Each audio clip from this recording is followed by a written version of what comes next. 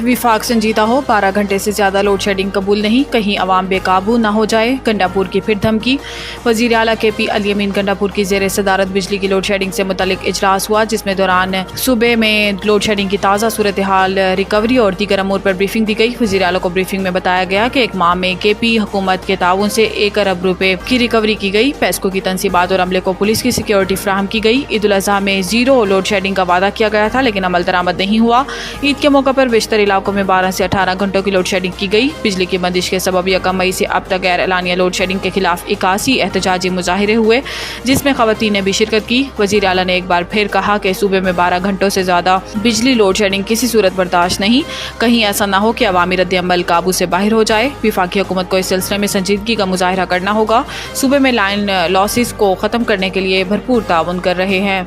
نیپرا کی گھریلو صارفین کے لیے 1000 روپے تک فکس چارجز کی تجویز۔ ذرائع کے مطابق نیپرا نے تجاویز وفاقی حکومت کو بھجوا دی، جو اس حوالے سے حتمی فیصلہ کرے گی۔ مجوزہ فکس چارجز بجلی کے اوسط بنیادی ٹیرف 5 روپے 72 پیسے فی یونٹ میں شامل ہیں، اور نیپرا 5 روپے 72 پیسے فی یونٹ کا فیصلہ وفاقی حکومت کو بھجوا چکی ہے۔ ماہانہ 301 سے 400 یونٹ استعمال پر 200 روپے اور ماہانہ 401 سے 500 یونٹ بجلی استعمال پر 400 روپے فکس چارجز لگیں گے۔ اسی طرح ماہانہ 501 سے 600 یونٹ استعمال پر 600 روپے، ماہانہ 601 سے 700 یونٹ استعمال پر 800 روپے اور ماہانہ 700 یونٹ سے زیادہ استعمال پر 1000 روپے فکس چارجز ہوں گے۔ تمام فکس چارجز بجلی کے بنیادی ٹیرف کا حصہ ہیں۔ بجلی کے بنیادی ٹیرف کا حتمی فیصلہ وفاقی حکومت کی درخواست آنے کے بعد ہوگا۔ وزیر اعظم اور بلاول بھٹو کی ملاقات نتیجہ خیز ثابت نہیں ہوئی، شازیہ مری۔ پی پی رہنما شازیہ مری نے کہا کہ بلاول بھٹو اور وزیر اعظم شہباز شریف کی ملاقات نتیجہ خیز بات نہیں ہوئی۔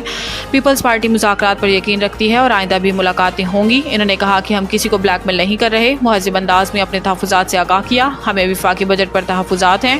دوسری جانب پروگرام میں گفتگو کرتے ہوئے رانا ثناءاللہ نے کہا کہ وزیر اعظم اور بلاول بھٹو کی میٹنگ خوشگوار ماحول میں ہوئی۔ میٹنگ میں بجٹ اور پنجاب حکومت سمیت تمام حکومتی معاملات پر بات ہوئی اور 2 کمیٹیاں ترتیب دیں۔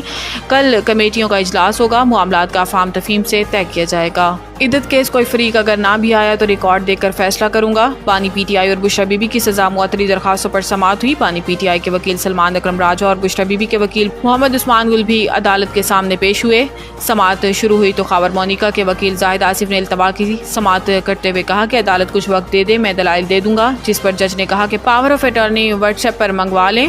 وکیل نے کہا کہ آپ پیر کے لیے رکھ لیں یا کل کے لیے رکھ لیں۔ عدالت نے خاور مونیکا کے وکیل کو آج ہی پاور آف اٹارنی جمع کرانے کی ہدایت کی۔ سلمان اکرم راجہ نے کہا کہ جو فیصلہ اعلیٰ عدلیہ سے بعد میں آیا ہے اس پر عدالت عمل کرے گی۔ 1985 کی آئینی ترمیم کے بعد صورتحال تبدیل ہوئی، 1985 سے پہلے کے فیصلوں کو اس نقطے پر نہیں دیکھا جائے گا۔ عدت کیس کی مزید سماعت 25 جون تک ملتوی کر دی گئی۔ نیوز اسٹوڈیو سے فی الوقت کے لیے اتنا ہی۔ مزید نیوز اور اپڈیٹ کے لیے دیکھتے رہیے ٹاک نیوز۔